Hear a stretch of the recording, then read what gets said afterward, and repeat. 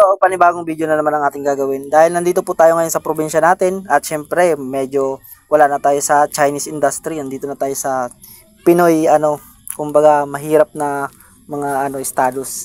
Kaya ito mag-share po ako sa inyo na panibagong video. Kung sa mga Bisaya, alam ko ginagawa na rin po ito. Ito, magluluto ako ngayon ng sabaw na gabi, tapos talbos ng gabi, tapos lalagyan natin ng kalamansi at saka lalagyan natin ng tanglad para masarap at mabango. At ito naman po, inaluan ko na rin po kasi konti. Inaluan ko na rin po ng hagtako. Alam ko po meron ito sa ibang lugar, lalo na sa mga Bisaya. Ayan, kilala po ito. Ayan. Abangan nyo po ang aking video. Po sa mga hindi po marunong mag-roll o kaya magbuhol ng gabi, ganyan lang po. Kasi binubuhol yan para hindi siya makate. Tapos hayaan nyo lang po tatakpan. Yan, ganyan lang po kasimple ang pagbuhol.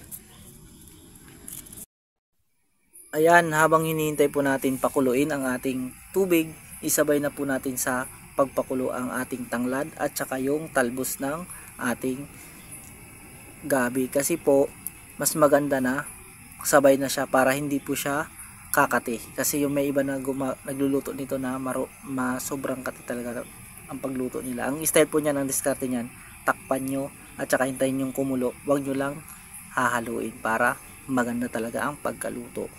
At saka pagkatapos niyan, pag kumulo na, pwede na po natin ilagay itong ating tirang pako para hindi po siya ma-overcook. At saka lalagyan natin siya ng kalamansi para malinamnam talaga ang ating sabaw. Ayan, shoutout po sa mga lahat po ng mga mahihilig at marunong magluto ng mga ganito. Syempre, lahat ng mga taga Bicol dyan. Shoutout po sa inyong lahat dyan. Ayan, God bless everyone. Ito po ang ating niluluto at ihulog na natin ito para hindi ma-overcook. Tapos, pag okay na yan, kain na po tayo. Wala po yan sahog. Ang nilagay ko lang dyan, tanglad at saka luya. Nilagyan ko rin ng kamatis at sibuyas. At saka may kalamansi para medyo may asim-asim na konti ang ating.